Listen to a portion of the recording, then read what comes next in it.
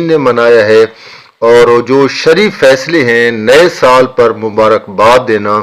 یہ بالکل قطعاً جائز نہیں ہے۔ جب اسے خوشی، تہوار یا خاص دن سمجھ کر دیا جائے تو یہ یوں سمجھیں کہ غیر مسلم تہذیب کی نقالی ہوگی، اور پیارے پیغمبر صلی اللہ علیہ وآلہ وسلم نے فرمایا کہ من تشبہ بقوم فہو منہم، کہ جو بندہ جس قوم کے ساتھ اپنی مشابہت رکھے گا وہ انہی میں سے شمار ہوگا۔ تو یہ اسلامی جو امتیاز ہے یہ بالکل اس کے خلاف ہے، اور یہ تشبہ بالکفار ہے، کفار کے ساتھ اس کی تشبیہ ہے۔ اور جہاں تک قرآنی اصول آتا ہے تو سورۃ الفرقان میں اللہ تعالیٰ فرماتے ہیں والذین لا یشہدون الزور، اہل ایمان وہ ہیں جو جھوٹی گواہی نہیں دیتے ہیں، یعنی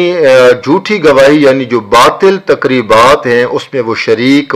نہیں ہوتے ہیں۔ اور بعض مفسرین نے جو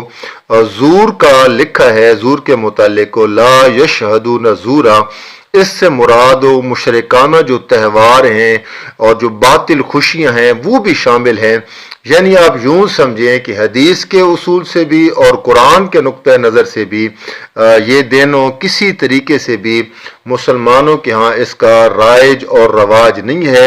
یہ خالصتاً ایک کفار کا طریقہ ہے، اور ان کے تہوار ہیں اور شمسی سال پر ہیپی نیو ایئر مبارکباد دینا، تو اس سے احتراز کرنا اور اس سے بچنا مسلمانوں کے لیے انتہائی لازم ہے۔ آپ جتنے ہمارے اس واٹس ایپ گروپ میں سامعین ہیں آپ خود بھی بچیں اور ہمارے اس وائس کو بھی آگے دوستوں تک شیئر کریں، تاکہ کم از کم یہ جو کفار کے ساتھ مشابہت کے ہم سال کے آغاز سے ہی اپنا نام لکھوا دیتے ہیں، تاکہ ہمیں